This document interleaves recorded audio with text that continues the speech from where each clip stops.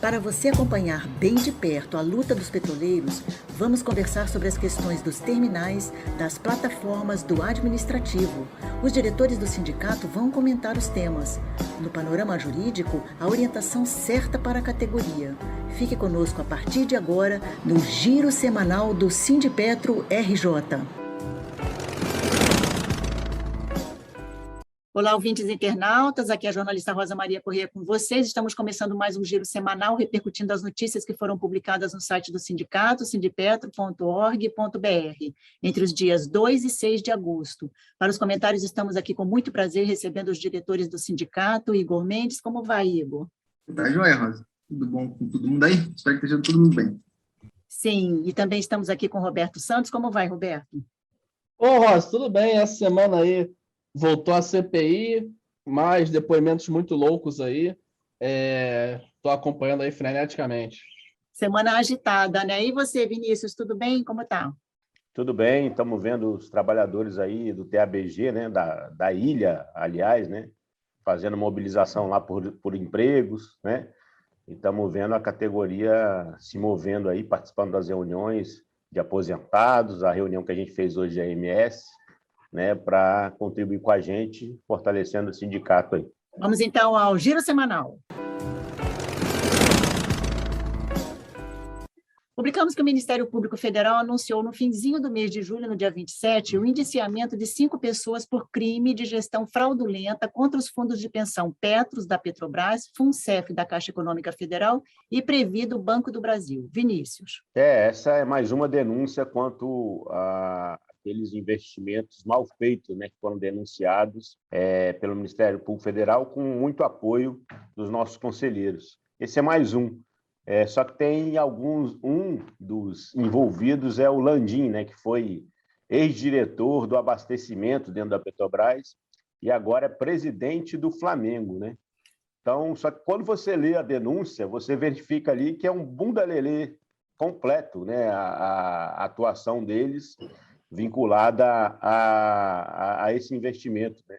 Porque tem algumas coisas expressas que não podem ser feitas, como colocar esse dinheiro que foi do FIP, né, colocar numa empresa do exterior, e ainda como eles conseguem fazer essas manipulações e depois não prestar contas, e simplesmente dar esse prejuízo de 100 bilhões. Acho que na Petros é algo como 92 bilhões de prejuízo para a Petros, e tem outros fundos envolvidos. Então, vamos dizer, são essas coisas que a gente está querendo reverter, buscar os resultados, todas essas perdas, né? Então, tem um processo que não são sobre as pessoas, né? Mas as pessoas envolvidas, mas sobre as suas empresas, onde está todo o dinheiro que foi roubado da Petros. Ô, Ross, só lembrando que o Landim é parça aí do Bolsonaro, né? Assim, fazendo parceria aí, usando o Flamengo e o futebol em geral para, de certa maneira, apoiar o governo, né? Essa política genocida aí, para questão do retorno aos estádios, né? A gente tem que avaliar isso daí, não é uma jogada só do Flamengo, né? Tem toda essa questão de interesse do próprio governo federal aí, interessados na volta do público e levar a população a entender que a gente está vendo uma normalidade aí em relação à pandemia. A Fiocruz quer saber como vivem os brasileiros depois de um ano de pandemia. O que mudou e como os trabalhadores estão vivendo nesse momento é uma das perguntas. A pesquisa é segura, aprovada pela Comissão de Ética em Pesquisa com garantia de sigilo de dados e respostas e está sendo feita junto com outras instituições do Chile, Equador, México, Peru e Espanha. Roberto, na Petrobras a gente sabe que um dos principais problemas durante a pandemia, ainda hoje, que persiste é a falta, né, a não adoção de todos os protocolos contra a Covid-19 para quem está no presencial e é considerado, inclusive, essencial à população, né? Mas tem também todos os problemas que envolvem ainda o teletrabalho, né, com essa levada do trabalho para dentro de casa, as condições que a empresa também não ofereceu por completo, a pressão agora para o retorno, com o Joaquim Silva e Luna, né, fazendo pressão com a volta já dos gerentes e apresentando, inclusive, um calendário para esse retorno sem que estejam todos vacinados com as 2 doses, né, com a vacinação completa. Rosa, vai até um pouco de encontro ao meu último comentário aí, né? Como você vê que as coisas estão todas interligadas, né? Uma das políticas do governo federal também, né? Fazer esse retorno aí dos trabalhadores da Petrobras, das subsidiárias da Transpetro aí, como política mesmo do governo Bolsonaro, né? E eu acho que os trabalhadores eles têm que se posicionar, eles não podem aceitar isso de uma maneira tão pacífica, né? A gente está vendo aí, por exemplo, a questão uma coisa que preocupa bastante, né? Que é a questão do pessoal com comorbidade, né? Assim, já tem uma sinalização para o pessoal com comorbidade voltar ao trabalho presencial. E assim, não faz sentido. Assim, vamos aguardar mais um pouco. Hoje eu estava vendo de novo no jornal os números tão altos ainda da pandemia, mas estão baixando. Assim, acho que teve uma queda de 30% aí no número de mortes aí da média móvel, no caso ontem, né? Eles pegaram do dia de ontem. Ainda está alto, mas está baixando. Então, assim, vamos aguardar mais um pouco. Assim, a gente já, desde março, né, do ano passado, início da pandemia, o que custa aguentar mais 2, 3 meses? Eu sei, tá difícil para todo mundo, tá difícil, mas vamos aguentar um pouquinho e voltar com segurança, né? Porque, assim, eu fico muito chateado de, às vezes, a gente ficou tanto tempo. E isso está falando só da questão da própria pessoa se privar, né, de ver os familiares, enfim, todas as questões da pandemia que a quarentena impõe. Mas, assim, eu fico triste de repente, a pessoa aguentou todo esse período sem pegar Covid e dar mole, e faltando pouco tempo, faltando 2 meses, assim. Então, tanto para as pessoas em geral, né, na questão da pessoa sair, a pessoa quebrar a quarentena, quanto para a própria empresa, né? Assim, claro que quem está à frente da empresa aí não tem não tem esse tipo de pensamento, né? Assim, os caras, sei nem se eles têm algum tipo de pensamento, né? A ordem vem de cima, os caras simplesmente executam. Mas eu não vejo essa necessidade do retorno de maneira tão abrupta assim. Eu acho que dá para aguardar mais um pouco e voltar realmente com segurança. E sobre essa questão aí da pesquisa, né, falando rapidamente, sim, a iniciativa é bem legal, né? A Fiocruz com várias iniciativas aí na pandemia, e aí é importante o pessoal justamente participar, né, da pesquisa, contribuir com esse trabalho da Fiocruz, que assim, só vai fazer bem para os trabalhadores. Também publicamos nessa semana que o voto de todos na pesquisa que está em aberto no Senado, uma consulta pública sobre o projeto de decreto legislativo PDL 342, que susta os efeitos na Resolução 23, é muito importante. Você precisa entrar no link que vamos deixar aqui no descritivo do programa e votar sim. Quem não sabe ou não se lembra, a Resolução 23, né, Vinícius, foi lançada no governo Temer para abrir uma brecha para as empresas públicas como a Petrobras poderem aumentar a cota dos participantes em planos de saúde, e as empresas, claro, né, vão reduzindo aí suas participações também, né, Vinícius? Isso, a gente teve um impacto no balanço de 2020, que a Petrobras deixou expresso, que tomou dos trabalhadores 11 bilhões por causa da medida de reajuste prevista no acordo coletivo de 2020, né? Que vem alinhada à resolução 23. Então, a gente vê a magnitude dos reajustes que a gente está sofrendo desde janeiro, e tem a promessa ainda de ter mais um reajuste brutal em janeiro de 2022, né? Então, nós já estamos vendo todos os impactos, todo o sofrimento que a categoria está passando. Então, é importante, sim, votar no PDC, né? Ainda fazer a campanha aí junto aos políticos, né? Para chamar a atenção ao tema no Senado, porque a gente venceu, vamos dizer, a votação na Câmara, né? E bem como é importante que a FUP entre com a mesma ação que a FNP entrou, que ganhou uma liminar suspendendo a resolução 23, né? Então, tem também no campo judiciário uma medida que a FUP não tomou ao longo do último período. Então, nós estamos apoiando que seja votado essa luta aí, né, no Legislativo, né, e que todo mundo dê o seu voto lá para agitar essa questão também no Senado. Porque no primeiro momento, quando foi colocado esse projeto de lei, né, a gente sabia que era inviável a votação. E nós estamos vendo o governo, a popularidade do governo muito cair, e por isso, na Câmara, nós conseguimos avançar com a votação favorável desse PDC, né? Então, nós temos que ir em todos os campos, no Judiciário, no Legislativo, e agora, mais ainda, porque nós estamos sofrendo tanto com os descontos da AMS, não são somente os petroleiros, mas também os trabalhadores das outras estatais, como Correios, Caixa, todos os servidores públicos federais estão sofrendo a mesma coisa, alguns até perderam por algum tempo o seu plano de saúde, como foi os trabalhadores do SERPRO, né, que fizeram uma confusão administrativa lá. Então, a gente tem que fazer essa luta, né, fazer essa agitação junto aos senadores e à população em geral, né, para verem os maltratos que estão colocando contra os trabalhadores, mais ainda contra todos aqueles aposentados. Publicamos também que a Petros reconheceu em comunicado o erro grosseiro que cometeu ao enviar diferentes valores à Receita Federal. Agora, os participantes precisam enviar justificativa para não terem prejuízos no imposto de renda pessoa física com acréscimos, juros e multa. Igor. Isso mesmo. No último giro semanal, a gente até informou aqui, né, fez uma matéria no site do sindicato, informando dessa. A gente já tinha feito uma matéria no site do sindicato dizendo que isso tinha acontecido, a Petros reconheceu, e esse erro ele acabou colocando na malha fina, né, diversas pessoas aí no ano de exercício de 2019, né, no exercício de 2020 também vai ter resultado. É importante frisar para as pessoas, que é uma dúvida comum das pessoas, que tem dois tipos de coisas a serem feitas, né? Você tem a retificação e você tem o DDA.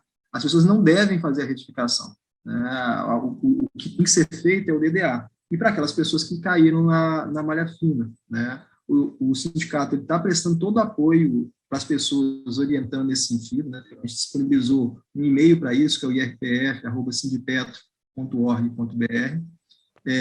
Lá a gente vai ter o pessoal do sindicato orientando para uma restrição da própria Lei Geral de Proteção de Dados. Não existe a possibilidade da gente entrar no ECAC, nos sites da Receita, isso vai ser feito, assistido até pelo sindicato, mas vai ter que ser feito pelo próprio associado, né? E a gente vai orientar em todos os passos para se fazer esse dossiê, e a gente tem vai fazer uma retificação no site do sindicato, né? Um dos trabalhadores nossos aqui que trabalha com essa parte mais direta do imposto de renda, ele está fazendo um tutorial mais detalhado, né, para as pessoas. O tutorial antigo que a gente colocou, ele estava remetendo a uma página desatualizada da Receita, então agora a gente vai colocar um tutorial mais detalhado, né, para que as pessoas possam passar esse informe, né, recolher os documentos que são necessários e como fazer para incorporar isso no processo eletrônico dentro do ECAC lá na Receita Federal, para tentar diminuir o transtorno que está sendo gerado aí pela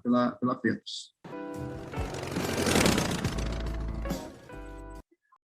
Na sexta-feira, noticiamos que a Petrobras divulgou o resultado financeiro do segundo trimestre deste ano, com lucro líquido de 42 bilhões de reais, e grande parte desse resultado, segundo o economista do IBEPS, Éric Gil Dantas, vem do aumento dos preços. A conclusão é que os brasileiros que não precisavam, mas pagam altíssimos valores pelos combustíveis, estão bancando o lucro bilionário dos acionistas. Vinícius. Beleza, de fato a Petrobras teve um lucro sem par nesse segundo trimestre, né? Isso está falando para a gente que ela pode lucrar nesse ano 84 bilhões, se tiver o mesmo desempenho do primeiro semestre. Então, imagina o novo patamar de resultados que a Petrobras está tendo. Ainda de impostos, ela recolheu nesse meio do ano 70 bilhões para os governos, né? Mas desse resultado, quando a gente vê, ela já está falando também que vai entregar aos acionistas mais de 32 bilhões de reais. Então, você imagina, está saindo do bolso da população todo esse dinheiro, né? E a gente vê que o resultado dela foi também porque aumentou os custos do petróleo internacional. Então, tinha uma realização aqui no ano passado por volta dos $40, e ela está realizando nesse ano mais de $60 o petróleo produzido, e também a questão dos derivados, que muito a população sente pelos reajustes constantes que a gente viu aí, definidos pela política de paridade de importação, que sangra o bolso do consumidor. E a população que está pagando tudo isso, seja o lucro que vai limpo para o acionista da Petrobras, majoritariamente estrangeiro, né? E ainda todo o imposto que está colocado, que a Petrobras contribuiu aí, mais de 70 bilhões. Então, vamos dizer, é bastante coisa para o bolso do trabalhador, e ainda mais daqueles desempregados que estão vivendo esse momento tão ruim na economia nacional. Aproveitar para fazer um comentário rápido aí após essa explanação, né, sempre fazendo um comparativo, né, a gente deve lembrar quando iniciou a pandemia, né, tem que lembrar da pobrezinha da Petrobras chorando no judiciário, que ela não teria condições de arcar e por isso queria entrar ali e até ilegalmente, né, uma pauta completamente ilegal, reduziu os salários da categoria, né, petroleira, entrou em alguma medida, né, em algumas medidas, por exemplo, no não pagamento do FGTS, para depois retornar, agora fez isso de novo, e o que a gente assiste ao longo desse período? Um recorde de lucro, né, em 2019 e outra perspectiva de recorde de lucro.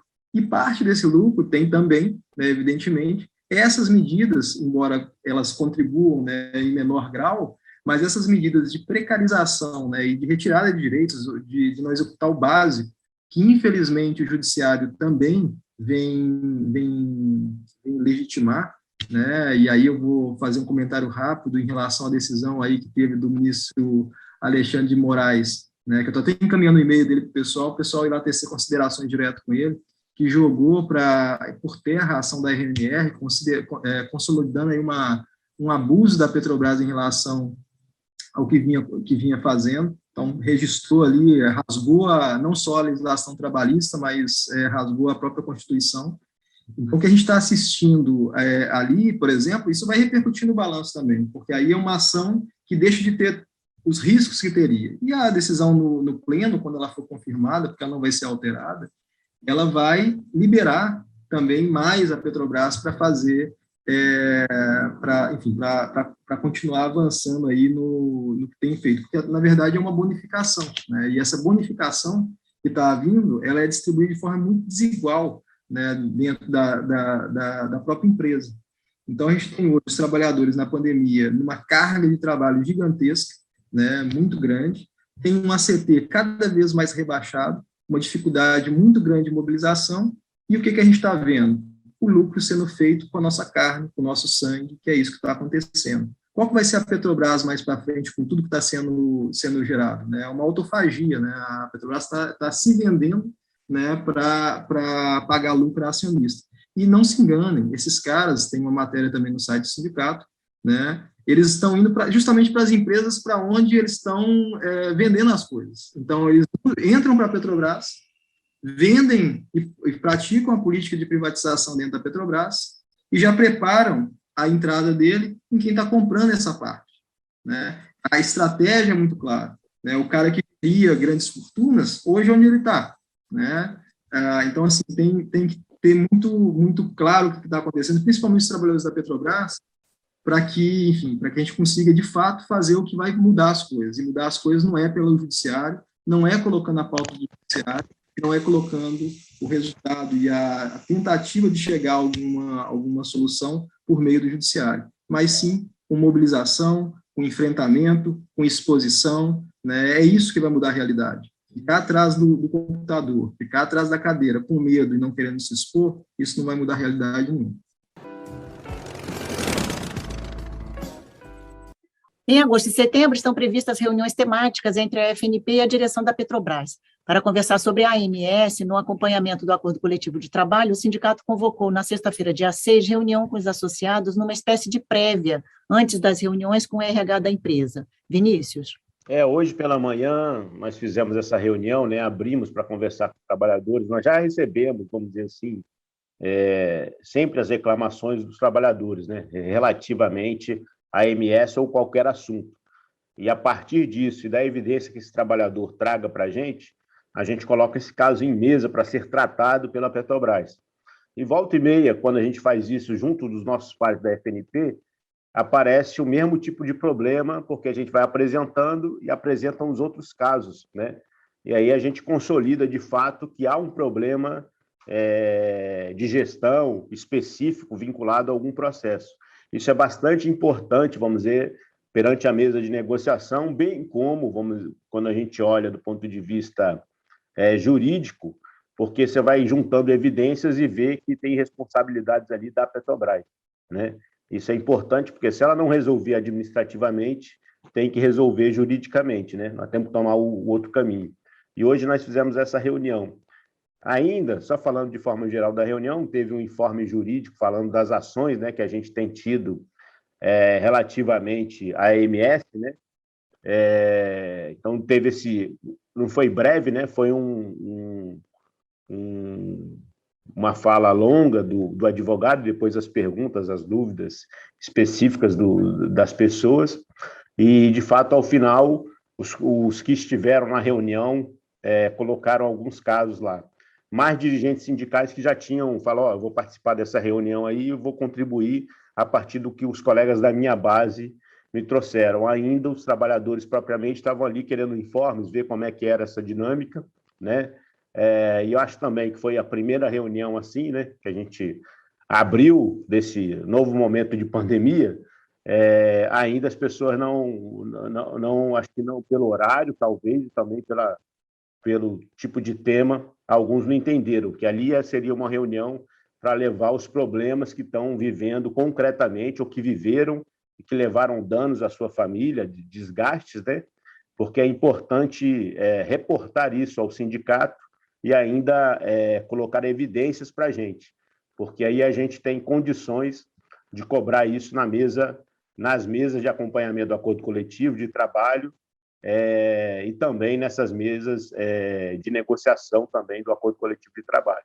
É bastante importante sempre trazer os problemas que ocorreram. Alguns até que são resolvidos, é importante dar o reporte.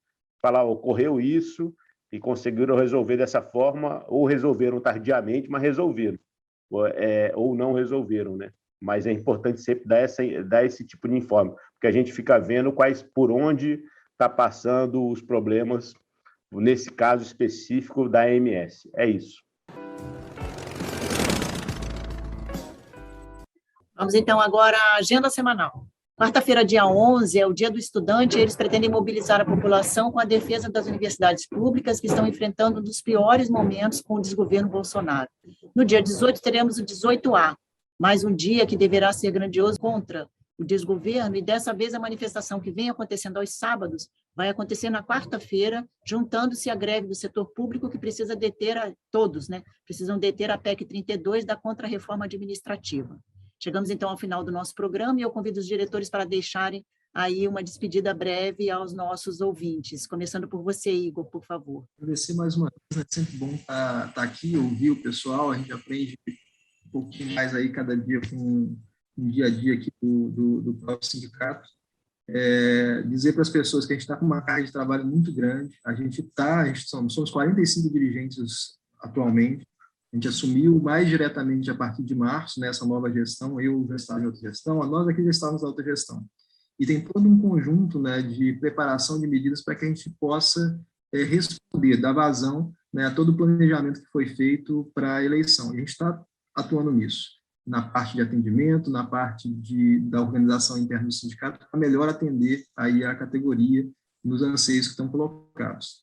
Então, a gente sabe que existem problemas, estamos tratando os problemas, tá certo? Então, deixar o recado aí que nos próximos meses, acredito, já a partir desse mês, a gente vai começar a ter um retorno grande, né? Vai ter a questão do novo site, vai ter novos acessos, tem novas pessoas trabalhando com a gente para fazer os atendimentos, e para dialogar aí às vezes, com a insatisfação das pessoas que não têm tido, às vezes, um retorno no tempo adequado. Tá? Dizer que a gente sabe o que está acontecendo e que está atuando para poder modificar e melhorar essa camada de atendimento nosso.